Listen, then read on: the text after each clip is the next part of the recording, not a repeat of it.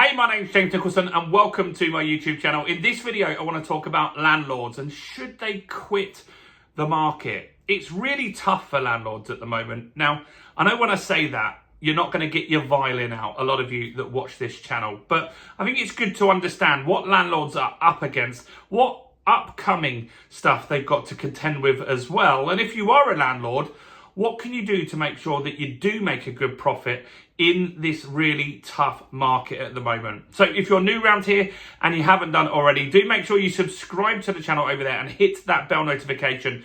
We're on the way to 38,000 subscribers now. We've already had 5,000 this year. So thanks to everyone that subscribes. And let's get some views on this video. How can we do that, we ask? Simple. Smash like, tickle like, do something to that like button. That really helps with the YouTube algorithm and pushes it out to more people. And maybe share this video with someone that wants to be a landlord or who is already a landlord. Hit that share button, WhatsApp it, email it to them, or Facebook message it to them. So, what is going on? Well, there's a lot of landlord hate, and currently we've got Labour in, but this didn't start with Labour. This has been kicking around for a while now. We've done a video in the last week which was really popular on the World Economic Forum. Their motto, or one of their lines that they talk about, is you'll own nothing and be happy. And a lot of people feel, especially you guys that watch my channel, in the comments, that this is done by design, that the government want to get the properties back and give it to the big companies like BlackRock and Lloyds and stuff like that. So maybe that's true, maybe it isn't. But I'll tell you something, I will not own nothing and be happy myself. I intend to keep the properties I've got and keep investing even more. But it is a little bit harder. So right now, we've got some things to contend with. So firstly is the Renters' Rights Bill. And this worries a lot of people. A lot of landlords are worried about the Renters' Right Bill, particularly the fact about getting your property back. If you want to get access to your property, they're going to abolish something called a no-fault eviction. And that means that right now, you can give your tenant notice. You don't have to go to court. It's fairly straightforward to do. And you can get access to your property. And that gives landlords a lot of comfort knowing they can do that, because if a tenant gets arrears or cause antisocial problems or all of these sorts of things, then it can take a long time to go the more official route, which is a Section 8, which means you go to court, and that could take months and months and months in order to get that. Now, the Renters' Rights Bill also addresses things like the tenant's opportunity to have a pet in the property. It also looks at making potentially large fines for landlords that aren't good. I don't have a massive problem with that. But there's lots of stuff in there. If you want to know a bit more about it, I have made longer videos on that. So click on the channel name below, click on videos, search for renters' rights, and you'll see all of that. But this bill is meaning a lot of landlords want to quit at the moment. Now, over the last few years, since the pandemic, 30% of landlords have already quit. And those that are left in the market, 50% of them that have been surveyed said they're either selling their properties or they're going to downsize their portfolio. So that means the rental market is shrinking. So the Renters' Rights Bill is something as a landlord you've got to be concerned about. And I would always, and I always do myself, use a letting agent in order to keep me legal, keep everything on time. And I haven't really had many problems with tenancies over 20 years of being a landlord. So yes, it is something to be concerned about and make sure you follow everything, but it's also an opportunity. So as more landlords quit, rents will increase. There will be less stock and you will make a better margin, and that will obviously be something positive while being a landlord. Next one is the EPCs. Now, the Conservatives had that we would have to get to an EPC level C, and then they cancelled it just before the election. Now Labour's in power, they've brought it back, and they're even bringing it sooner. So they're saying that potentially by 2028, landlords that have a new tenancy from then will need to have a level C. Now, we're still waiting for the bill to go through and get more details and stuff like that. But what they're proposing is that landlords would have to spend a minimum of £15,000 on the property in order to bring it up to a satisfactory level. Now, imagine if you had 10 properties and you're only just about breaking even currently on that, you're going to get wiped out. And that is worrying some landlords and making them quit. Now, my thoughts on this are Labour going to be in power in 2030? Because this bill says that new tenancies from 2028 have to be at that level. Existing tenancies, they've got till 2030. But there's an election before then, and this could change very, very easily. This has been kicked back multiple times by years and years and years. And in fact, the Conservatives cancelled it. So is it something to worry about? Yes. Like, you need to keep an eye on it and be mindful of what's going on. I don't think it's going to happen in 2030. I think it will be kicked back further. And I think that the government, if they see, because 75% of landlords that have been surveyed on this, that have been asked, are you going to do any work now on your property? 75% of them have said, no, we're going to wait and see. Now, if 75% of properties that need to get this done, which is around 3 million properties, if they don't do the work till the last minute, there's not going to be the contractors. And what are you then going to do? Evict all the tenants? It's going to be carnage. The government will change path on this, I believe. And also, what you've got to consider is that they are changing how EPCs are worked out. They're going to be changing that very, very soon.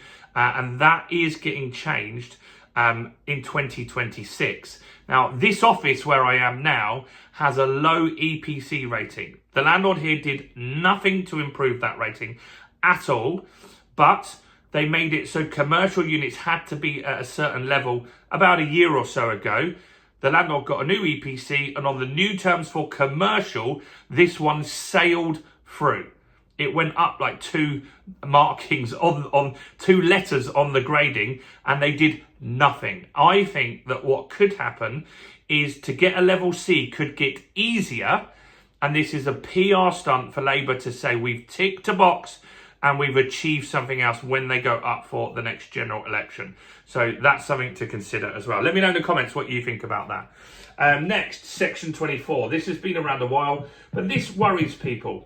And so this is the fact that if you have a property in your personal name, which the majority of landlords do, because buy-to-let's been around 25 years, most people have property in their personal name.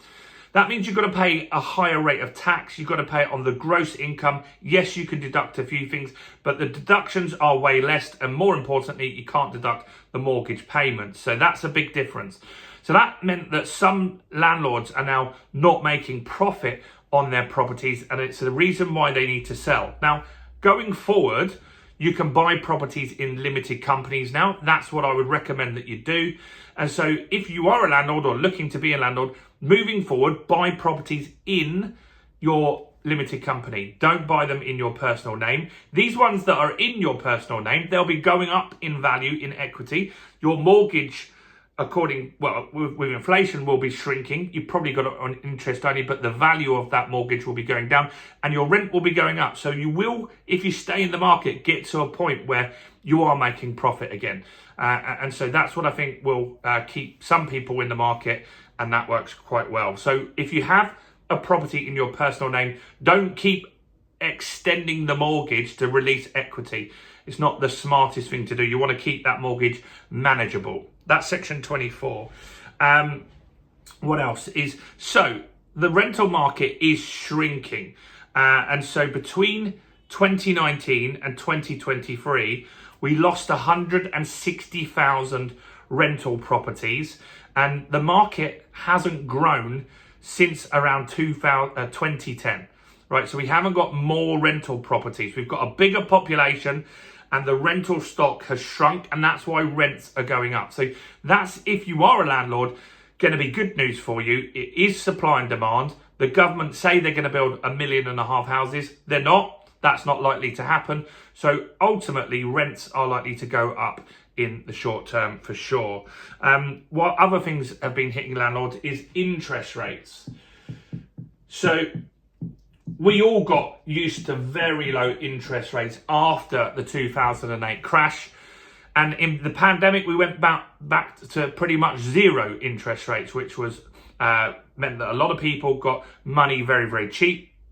Then, because of inflation, interest rates went up at the fastest speed ever. Like, it was a huge increase from 0 to 5%. And that meant that a lot of people went from 1% mortgages to 6% mortgages. Some went from 1% to 4% mortgages, and their payments quadrupled. Now, we're at the back end of that now. We have had some inflation that's gone up this week. Yes, that did happen.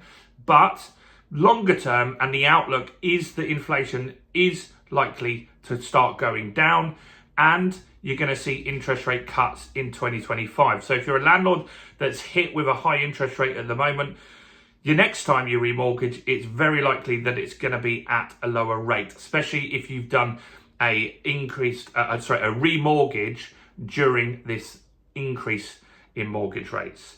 What also is interesting is a lot of landlords are leaving the market due to age. So, as I said, buy-to-let's been around for 25 years now. So a lot of people took those out in their 40s and 50s then. They're getting to retirement age now, and they're looking to sell their properties. Again, reducing the rental stock, but you could take that property on, maybe with a tenant already inside, and know that you're going to make money going forward. So that's a positive if you're looking to get into the market. So put these negatives aside, and hopefully we've given you some ideas there on how to overcome those, or explain, look, these things are temporary. What could you do to make some money in property at the moment? Well, there are three main strategies that I would look at the moment. One is serviced accommodation. Now, serviced accommodation is where you have a property and you rent it out on Airbnb and thus those sorts of places. I wouldn't look at doing it in London. You can only do it for 90 days officially per year. Some people do scout those rules, but there are places where you can do this, and maybe don't look always in the holiday locations. Look at areas where you can get contractors and stuff like that. You can get significantly more rent doing this, maybe £100 a night, as opposed to you might get £500 or £600 rent a month if you were doing it up north. But if you did it at £100 a night on Airbnb, if you were fairly full or full for a month, you get £3,000. It is a strategy to really do your research on. Check the local councils, because some of them are getting really against service accommodation, but some areas this looks very well, and it is good cash flow. So service accommodation is a good one. Next is HMOs. These are going to become more popular. As I said, we've got a shrinking rental stock. We don't have enough properties in the market at all. That's not good. So HMOs is where you rent a property out on a room by room basis.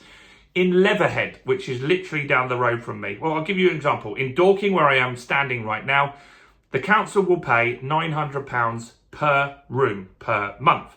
In Leatherhead, which is literally down the road, about 4 miles away, the rents are higher. The council will pay £1,000 per room per month there. So if you had a 4-bedroom property, you could get £4,000 a month in rent. You wouldn't get that renting that out as a 4-bedroom property. That is a good strategy that you can look at. We go into detail in that in the Fundamentals of Property Investing course, which you can grab below for less than £30. Do check that out while you're here. But having a high cash flow is important in this market. And I think HMO is definitely a strategy to explore and potentially do as well. My favourite, and the one that's made me the most money and helped me grow my property, is the BRRR strategy. And that's where you buy a property below market value. We bought a property, which you can see on this channel, in the summer last year for £120,000 in Dorking in Surrey for a flat, a studio flat. We spent a light refurbishment on that, less than £5,000. And we got the property revalued only a few months later at £180,000. So we bought it, we refurbished it, We refinanced the property. We put a new mortgage on that. We bought it with a bridging loan. We refinanced it, and then we rent that property for £1,000 per month. We got most of our money back out of that deal, and that allowed me to go and do more deals and look for other stuff in the market as well. So there is opportunities for that strategy at the moment. There are people that have properties that they can't afford to do up, don't want to do up, and you could buy that property, refurbish it, refinance it, rent it, and that could work very, very well for you. So should you quit? Should landlords quit? I don't think so. I think the ones that stick with it, the ones that do things properly, look after your property, get a letting agent so you are kept legal and compliant. For me, I wouldn't do that. I would be late with the gas safe. I would be late with the EICRs. I would be late with all of this stuff. The estate agent just does it all for me. Yes, I have to pay 10%, but it is worth its weight in gold. But yeah, there is lots of opportunity at the moment. There is a lot of stuff to be worried about, but you need to just keep an eye on it and see what's happening. Property has always done very well for people. We are having a massive lack of property at the moment.